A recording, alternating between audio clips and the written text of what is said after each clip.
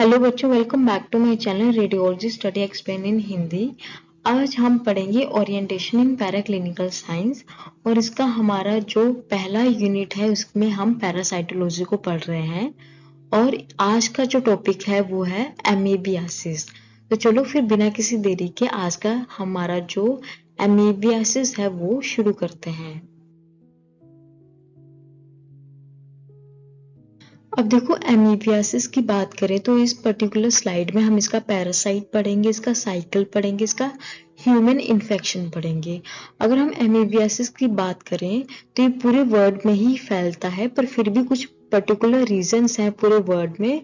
तो उसमें पहला आता है इंडिया, और इंडिया का भी ये फार ईस्ट जो रीजन है जैसे कि मेघालय और नागालैंड, इस साइड जो एमीबियासिस के जो केसेस हैं वो बहुत ज्यादा अमाउंट में हमें देखने को मिलते हैं। और वर्ल्ड की बात करें तो अफ्रीका और सेंट्रल और साउथ अमेरिका में जो एमीबियासिस के जो केसेस हैं वो देखने को बहुत ज्यादा अमाउंट में मिलते हैं। इसके अलावा हम इसकी प्रोटोजोआ की बात करें या कौन सा इसका पैरासाइट है वो है एंट अमीबा हिस्टोलिटिका प्रोटोजोआ।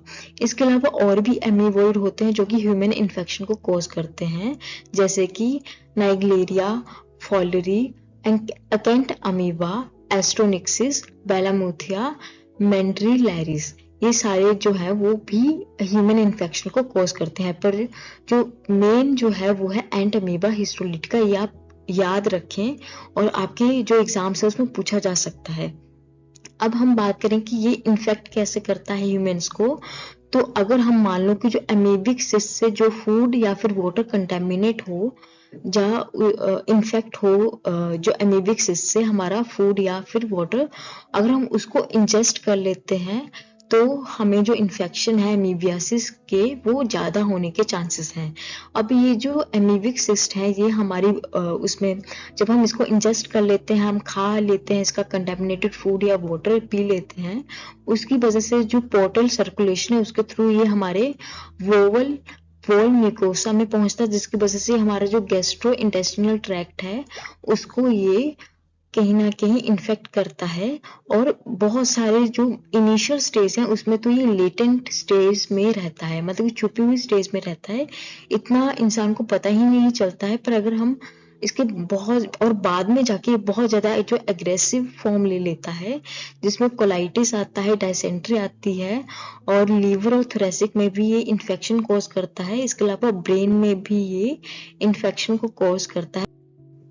अब देखो, अगर हम बात करते हैं अमीबा के लाइफ साइकिल की तो देख सकते हो आप ये बहुत कॉम्प्लेक्स है। तो इसी वजह से हम शुरू करेंगे अमीबा की सिस्ट से, जो कि एक रेजिस्टेंट फॉर्म है।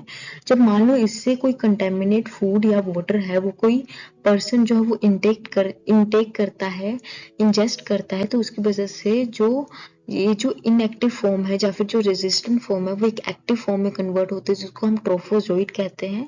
और अगर मान लो ट्रोफोजोइड अगर इंटेस्टाइन में रहता है तो वो म्यूकोसल अल्सर कॉज करता है, और म्यूकोसल अल्सर से वो अमीबिक डायसेंट्री कॉज करता है।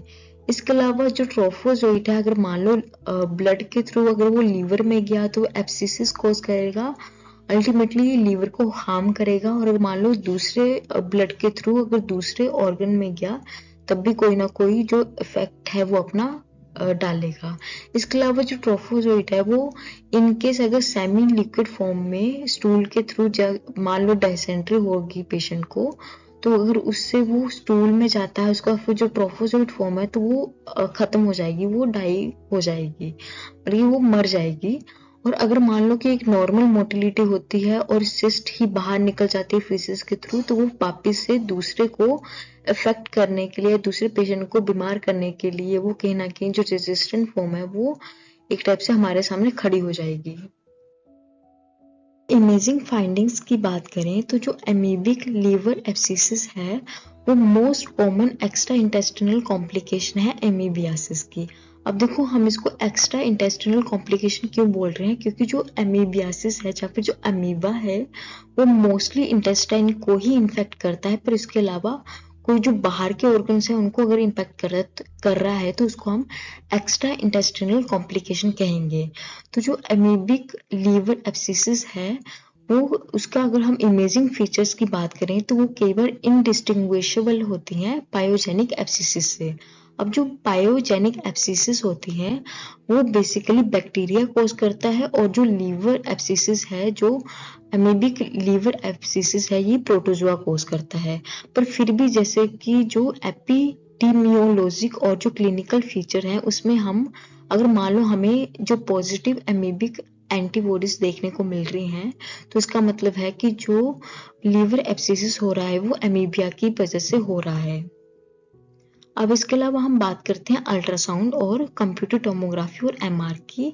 तो ये भी बहुत यूजफुल टूल है कि अगर कोई लीवर लीजन हमें देखने को मिल रहा है तो उसको डिटेक्ट करने के लिए। अब इसके अलावा जो ये एब्सिसिस होते हैं, अब देखो एब्सिसिस का बेसिकली क्या मतलब होता है कि एक पर्टिकुलर इन्फेक्शन या फिर इंजरी की वजह से पस पड़ना शुरू हो जाती है। अब देखो अगर लीवर में किसी पार्ट में, अगर किसी भी पार्ट में पस पड़ रही है तो वो कितना इफेक्ट करेगा या कितना दर्द देगा उस पेशेंट को। तो जो एब्सिसिस है वो कैप्सूल के पास लोकेट होती है, या फिर जो पैरालीजनल एडिमा है उसमें वो चीज मतलब कि वो भी कॉज करता है। और जो थिक वॉल होती है लीवर की, उसमें जो हमें पैरालीजनल एडिमा है उसके साथ साथ हमें एब्सिसिस दिखाई देती है। अब देखो हम थोरेसिक इन्फेक्शन की बात करें तो ये सेकंड मोस्ट कॉमन इफेक्ट होता है एक्स्ट्रा इंटेस्टिनल एमीबियासिस का। तो जो एमीबा है वो थोरेसिक इन्फेक्शन भी करता है। तो इसमें जो may result mainly from direct extension from an hepatic abscess to the thorax. और ये हो सकता है कि पहले हेपेटिक एब्सिसिस हो रहा है, मतलब कि जो लीवर है उसमें पस पड़ रही है, उसके बाद जो थोरेक्स में फिर वो स्प्रेड हो जा रहा है ड्यू टू ब्लड सर्कुलेशन। इसमें देखो एक टर्म का यूज हुआ है हिमेटोजेनस स्प्रेड। तो इसका मतलब है कि ब्लड सर्कुलेशन के जो थ्रू है वो हेपेटिक एब्सिसिस जो है वो थोरेक्स में चली गई। और इसके अलावा वो प्लूरल एफ्यूजन भी कॉज करता है, बहुत सारे केसेस में लंग में भी जा सकता है ब्लड सर्कुलेशन के थ्रू। तो आप मान सकते हो कि जो अमीबिया है या फिर जो अमीबा है वो बहुत ज्यादा एक वाइड स्प्रेड है और बहुत ज्यादा हार्मफुल हो सकता है एक सीवियर केसेस में। हमें यहाँ पे दो इमेजेस देखने को मिल रही है, पहली जो है वो है अल्ट्रासाउंड की और जो दूसरी है वो एक्सियल व्यू है सीटी स्कैन का। अब देखो जो पहला अगर आप देखोगे तो उसमें आपको एक rounded well defined hypoechoic lesion दिखाई दे रहा है, जिसमें एक बहुत ज्यादा थिक बॉल है जो आपको दिखाई दे रही है, और एक इसमें हो रखा है हिपैटिक, जो राइट हिपैटिक लोब है उसमें हो रखा है। अब इसका जो हम देख पा रहे हैं कि एक सिस्टिक नेचर भी बना रहा है और बहुत ही इन्हांस्ड वे में हमें ये दिखाई दे रहा है। अगर हम बात करें सेकंड इमेज की, तो इसमें अगर हम देखें तो ये कॉन्ट्रास्ट इन्हांस्ड सिटी है। कॉन्ट्रास्ट इन्हांस्ड सिटी का क्या मतलब है कि इसमें हम सीटी का प्रयोग कर रहे हैं, कि इसमें हम मेडिसिन देख के हम सीटी कर रहे हैं। तो इसमें आप देख सकते हैं कि यहाँ पे एक लार्ज सिस्टिक मास दिखाई दे रहा है पेशेंट का। तो इस तरह से जो यूएस मतलब अल्ट्रासाउंड और सीटी स्कैन में जो हमारा लीवर एब्सिसिस है ये हमें देखने को मिलता है। हम लोग बात कर रहे हैं इमेजिंग फाइंडिंग्स की।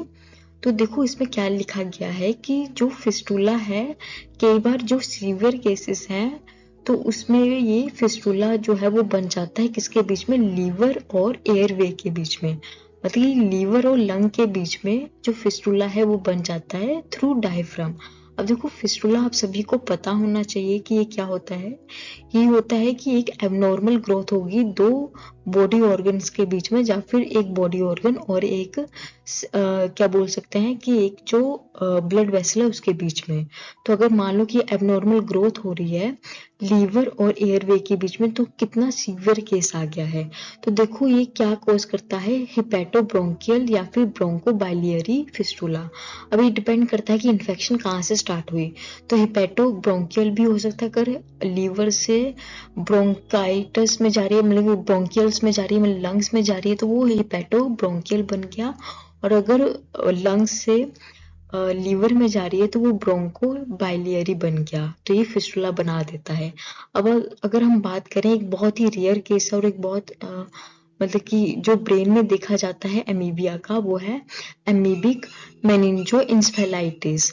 अब इसकी बात करें तो अगर हेल्दी पेशेंट है और उसमें एक फुलमिनेंट कोर्स हो गया, मतलब कि अगर बहुत गंदे तरीके से स्प्रेड हो गया या बहुत गंदे तरीके से उसने अपना जो ट्रोफोजोइट है वो बनाना शुरू कर दिया, तो उसको हम कहते हैं प्राइमरी फॉर्म ऑफ मेनिंजोइंसेफेलाइटिस, जो बहुत सारे केसेस में हमें देखने को मिलता है।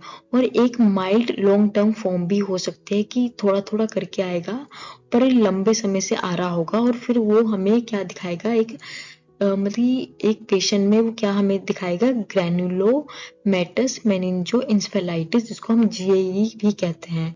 तो अगर मान लो कि अगर मतलब कि बहुत प्रोमिनेंट वे में आ रहा है, बहुत ही एक क्या बोलते हैं, बहुत जल्दी से स्प्रेड हो रहा है, तो उसको हम कहेंगे पैम, जिसको हम प्राइमरी फॉर्म ऑफ मेनिंजो इंसेफेलाइटिस भी बोलेंगे। और अगर मान लो कि माइल्ड लॉन्ग टर्म फॉर्म आ रहा है इन इम्यूनो कॉम्प्रोमाइज्ड पेशेंट में, तो उसको हम कहेंगे ग्रैनुलोमेटस मेनिंजोइंसेफेलाइटिस।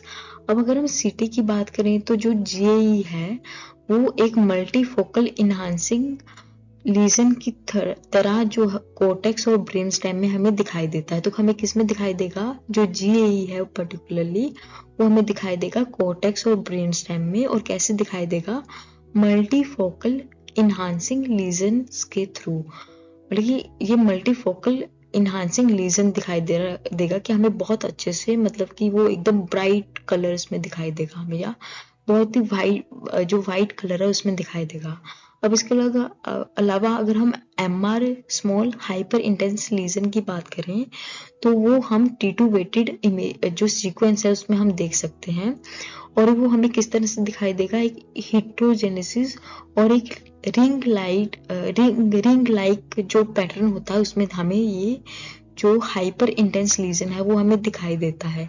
अब जो पैम है, मतलब कि जो प्राइमरी फॉर्म ऑफ मेनिंजोइंसेफेलाइटिस है, वो ब्रेन पैटर्न को कैसे दिखाता है, एडिमा दिखाएगा कि उसमें जैसे कि कुछ पस भी बोल सकते हैं, या फ्लूइड जो है वो भर गया है, या फिर हाइड्रोसफेलस हो रहा है। इसके अलावा जो बहुत ही ये रैपिड प्रोग्रेशन करता है डिजीज में, और बहुत गंदे तरीके से ये हमारे ब्रेन को इम्पैक्ट कर देता है।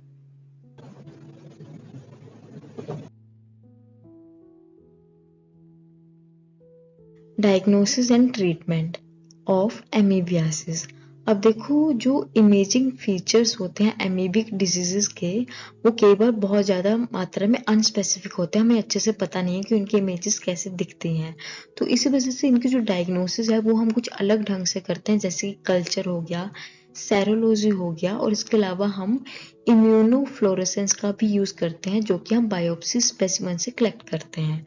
अब देखो, जो एमीबिक सिस्ट है वो हम जो फीसिस है पेशेंट की उससे भी ढूंढ सकते हैं, और इसके अलावा जो एमीबिक एब्सिसिस होते हैं उसमें एक क्लासिक एनकोबी पेस्ट लाइक मटेरियल हम ऑब्टेन करते हैं। इसके हमें पता चलता है कि जो एब्सिसिस हो रखी है वो एमीबिया की वजह से है, ना कि बैक्टीरिया की वजह से।